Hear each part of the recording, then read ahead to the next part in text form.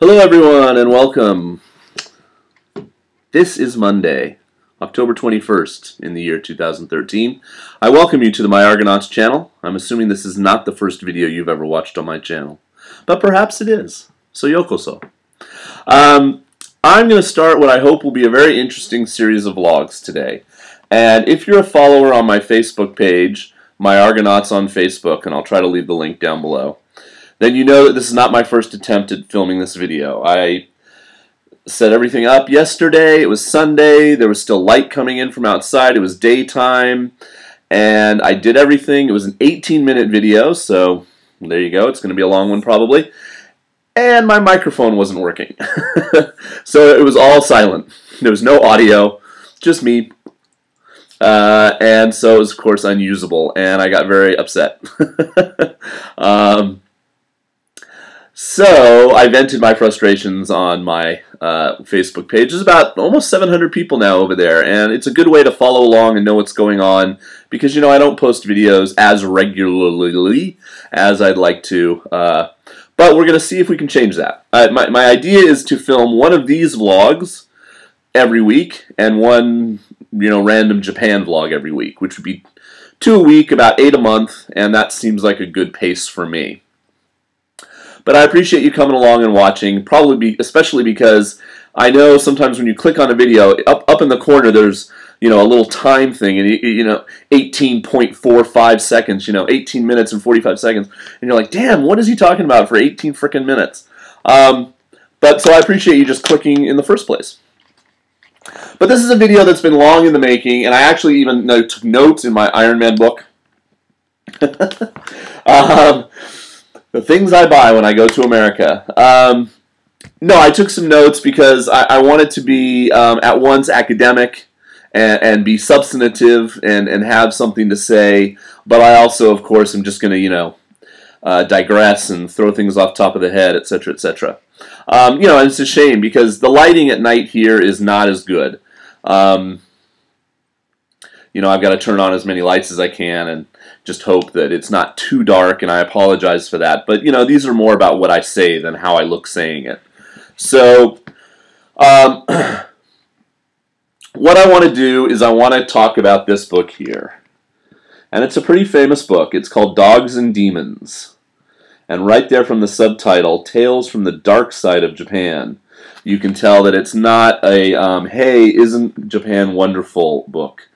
It's by a man named Alex Kerr, and I think he's, you know, obviously from the name, he's not born in Japan. He's not Japanese, but I think he came here when he was like 5 and grew up here, etc., etc. So he speaks from a position of authority in that sense.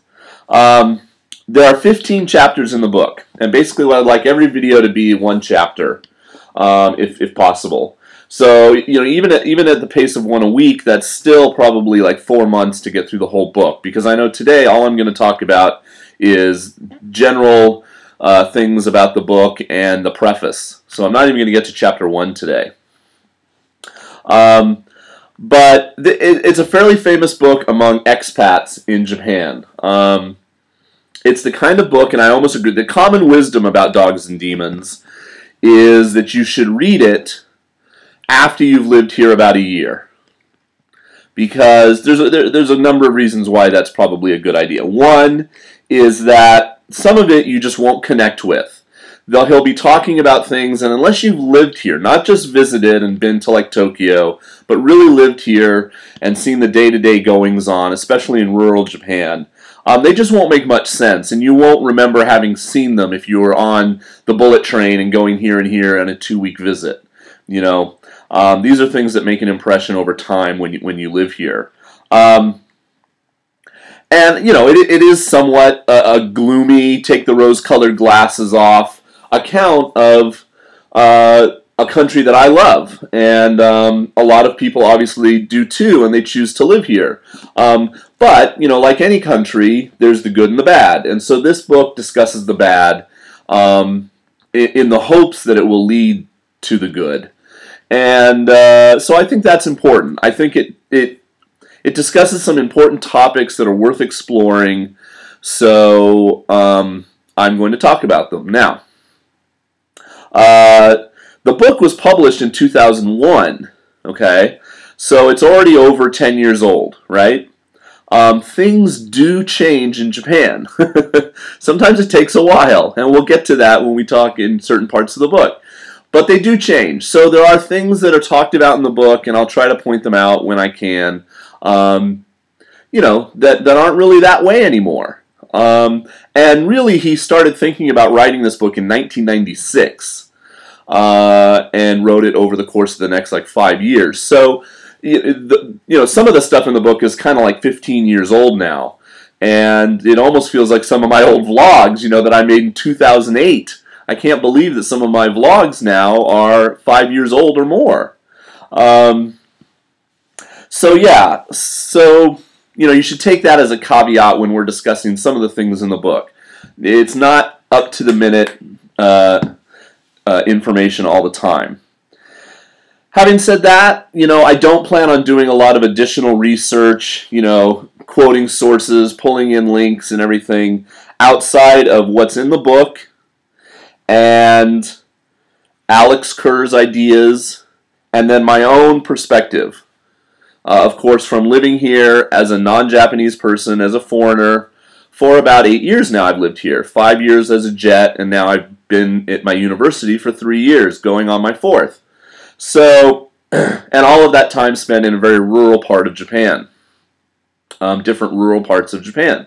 So, I feel like I have something to add, but it's just my opinion. It's just my perspective. That's what I can offer in discussing the book. This is what I do in a way for a living, in some of my university classes. Any good college professor can take a book, interpret it, present it to you, hopefully unbiased, sometimes a little bit, and then you can make your own conclusions and your own observations from that. All right, so these videos hopefully will be 10 to 20 minutes long. I'd like them to be around 10, but I can see them mostly being in the 10 to 20 minute range. So you'll know, I'll uniformly title them something: Dogs and Demons. Volume 1, Chapter 1, Chapter 2, something like that. So you know what you're getting into when you click on those videos. And if you're not into it, or you don't want to, have that part of Japan talked about before you come, you want it all to be fresh and new and everything, then, feel free not to watch these videos. But hopefully they'll be informative and interesting for those who choose to watch. All right, so at times I'm going to, take the book. I think it's pretty easy to get on Amazon. Kindle version. The price here, $16 USA, was this version with this cover. But I bought this when I was a jet. So this book's probably at least 7 or 8 years old. This printing. Anyway, I think you can get it if you want to follow along and read the chapter we're talking about, etc. But I will quote directly from the book from time to time. So the first thing you should know is that when he first started thinking about the book and the title Dogs and Demons, which I'll get to in a minute, he was going to call the book Irrelevant Japan. And his quote here is, "Japan kept the world out for so long and so successfully that in the end the world passed her by." And that is important to think about. Japan is very much an exclusionist country. Even today, the amount of people they'll let in to live here, that they grant visas to and stuff, is very restrictive, and it's causing, I feel like it could cause problems in the future. They very much want to keep what they feel is the unique Japanness of Japan intact and not dilute it as much as they can. So, in a sense, this is true. I mean, even if you think about surface things like, my iPod or something, Japan for a long time was at the forefront of, electronics and, certain things like, the Sony Walkman and everything. And then other countries, computers, other countries came in, and Microsoft got the Xbox to compete with the PlayStation and the Nintendo, and then Apple, has the iPod and and they kind of like surpassed Japan, and it really has been left behind in some respects. And a common joke among a lot of gaijin foreigners that live here is that Japan is kind of 20 years behind, the rest of the Western world, if you will, in certain respects, like the way women are treated, certain attitudes in the work environment, etc., the way politics are done, etc. So anyway, we're going to cover all that, though. The fact that Japan had this bubble economy and it was booming here, and you could charge $100 an hour to give an English lesson. I think I get $28 an hour now when I teach at my Eikaiwa. But Victor, give me a flake man, can tell you. I think he came at the tail end of the boom, the bubble, and crazy amounts of money were being flung around for real estate, etc. here, and the fact that that all kind of crumbled and stumbled and is no longer the case is kind of old news. That's not a shock to anyone. But I think what happens is business writers, a lot of Western journalists, when they talk about Japan, they either talk about how amazing it is, and they tend to gloss over things. Like if I go out on my balcony right now in very rural Japan, it's beautiful, it's countryside, but it's concreted all up everywhere because they don't want landslides, and they can't bury telephone wires to save their life. So there's poles with wires everywhere, and it's just not beautiful. It's shocking that they can't, there's no central air and heating in buildings here in Japan, and we freeze in the winter and suffer in the summer. So he talks a lot in this book about construction boondoggles. I like that word, boondoggles. He talks about that scar the countryside. And there are. Where I used to live in Shimane, there was a road across a bridge into a mountain, and that was it. It just stopped, and it never went anywhere, and it was the road to nowhere amongst us. And you would go out and take pictures of it, and it was like, okay, why did this get built? And, we're going to discuss that in the course of talking about this book. So, the idea of sacrificing everything in Japan, personal comfort, etc., working long hours, all this kind of thing, for industrial growth and making a stronger country, worked very well for Japan for about 30 years after World War II, when they were rebuilding the nation and reestablishing themselves as a world power, and certainly a world economic power. But it really doesn't jive with the needs of a modern society, and this is what Mr. Kerr in the book really wants to talk about. And he has a problem with these, writers, as I mentioned, who feel like they have to present Japan in its best light. I want to be balanced in these videos, as much as I can be, because like I said, I'm not Japanese, I haven't grown up here, so everything's kind of coming from my outside perspective, but I'm not infatuated with Japan anymore. I love Japan and I love living here, but I've seen a temple, I've eaten the food, everything's not like wow, shebang, fireworks all the time for me anymore. It's my life. It's my day-to-day. It's where I live. It's the people I choose to live with. So, there's nothing particularly special about it anymore to me at times, and then other times I'll be reminded about how amazingly cool it is that I live here. Something will happen, and I'm just like, wow, I live in Japan. So I'm not cynical and bitter either. I think if you go to some of these websites that did flourish, especially in the early days of Jet, like Big Daikon, etc., you'll find a lot of just very cynical, bitter people. Japan kicked them in the nuts for some reason, and they just feel like now they have to take it out on Japan. That's never happened to me. I haven't had that kick in the nuts moment. I haven't had that thing where it's just, I felt like I wanted to punch Japan in the face sometimes because of some, weird bureaucracy things that happen. But yeah, I haven't had anything happen to me that's made me really bitter and cynical. All right, let's see. We have a quote at the bottom of page 7 that I think People writing about Japan, this is Alex Kerr. People writing about Japan make a big mistake if they believe that to gloss over its troubles is to support Japan, and to point out difficulties is to attack or bash Japan. So once again, right here at the front, I just want to say that's not what I'm doing. I'm not attacking, I'm not bashing. Like I said, lived here for a long time, love living here, but there's this program now on NHK, and I watch it. I love it, actually, because it's bilingual. There's subtitles when they're speaking Japanese, and they invite 8 foreigners from all different countries, not just America and England and stuff, but Brazil and Italy and France, and they're all living in Japan. And they go around and they try to find things that are quote-unquote cool about Japan. And it can be something as mundane as, like, conveyor belt sushi,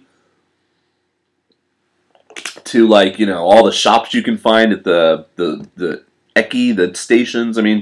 But some of the stuff they find is really cool. And I don't have a problem with that. I don't have a problem with Japan saying, hey, we're great.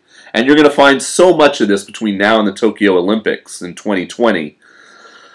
It's going to be mind-numbing in a way. But, at the same time, you got to think, okay, but it's not just all, peaches and ice cream. There is rotten fruit if you look underneath as well.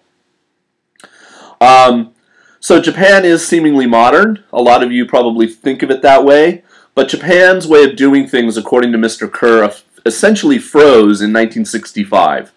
And this bureaucracy and the way they get things done, especially at the higher levels of government, etc.,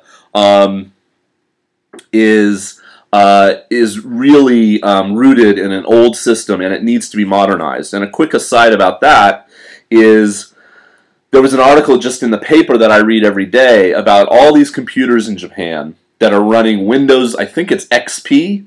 I'm not a PC guy, I'm a Mac guy, so I think it's Windows XP, which is what, 5-7 years ago that came out? And all these government, offices that run their PC networks on Windows XP, and they haven't upgraded. And I guess finally Microsoft said, hey, we're not going to send any more security patches, updates, or whatever for Windows XP. You either have to have Windows 7 now or Windows 8. Oh, God, don't get me started on Windows 8.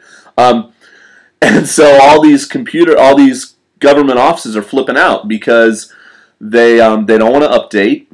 They don't feel like their employees can handle it. Like they're older employees for the most part who are not as computer savvy as young people, and they don't feel like they'll be able to adapt to the new system and the cost of it, etc. Because you have to buy a license and blah blah blah. Anyway, it was just sort of funny. Something like that is typical sometimes of what happens here. Let's stay with what we're doing. Let's stay with what we know. Let's not, we don't want to get too modern here, So I've told stories in other videos about when I first came in 2004, teaching teachers at my schools like how to use Google, how to search, the difference between like a JPEG and an MPEG, and just very simple stuff.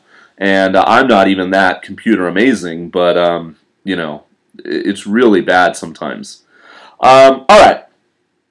So let's talk lastly here in my last minute or so about the title, Dogs and Demons. Okay? So, basically, and he says it probably best here, the new title of this book is Dogs and Demons, and here's his anecdote about it. The Emperor of China asked his court painter, what's easy to paint and what's hard to paint? And the answer was, dogs are difficult, demons are easy. Quiet, low-key things like dogs in our immediate surroundings are hard to get right. But anybody can draw a demon. Basic solutions to modern problems are difficult, but pouring money into expensive showpieces is easy. Rather than bury electric wires, officials pay to have telephone poles clad in bronze. And he goes on to list a bunch of other things. And it's true, sometimes it feels like, okay, a lot of people in our community are getting old. Instead of like offering support, tax incentives, this, that, other, let's just build a new community center where they can all go and do arts and crafts. And that's not exactly the answer that, we need. Millions of women here need daycare. But let's start a committee that'll look into ways to promote baby making or something, So it's silly. Okay, and this video is going to be over 20. But I will try to keep them a little bit shorter if I can. There was a lot of introductory stuff. Okay, and that's about it. There's one more quote here on page 12. Obviously, we won't necessarily have the same edition, but it's the last page of the preface. And Mr. Kerr is talking about, is Japan having a cultural crisis, according to him, at the turn of the century, back in 2000, 2001, when the book first got published.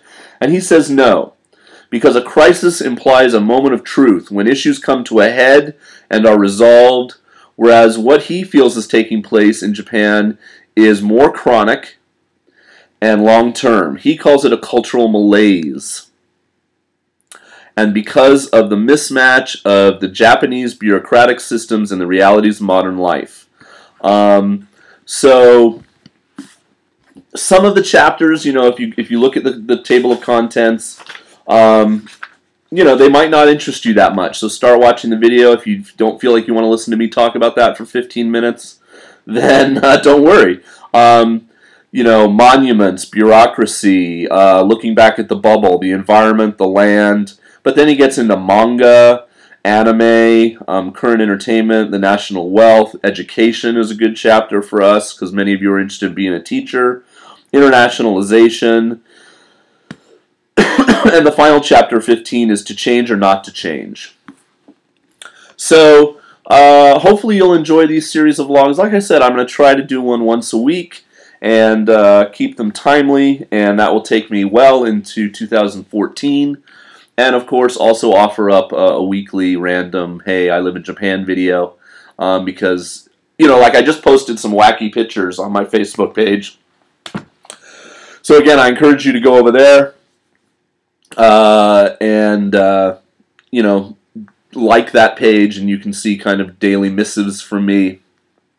And easily chat with me, get in touch with me, leave comments there as well. I haven't been on YouTube as much lately. They've made a lot of changes to the site, and I find it a little bit harder now to go and watch videos, but I'm going to try. School's settling down. I'm starting to get in the groove. I'm watching Walking Dead and American football on a regular basis now, and hopefully I can get back into making videos, etc. Okay, peace. If you made it to 22.5 minutes, you are an awesome person. Thank you for watching the whole thing, and I will see you in about a week. Okay.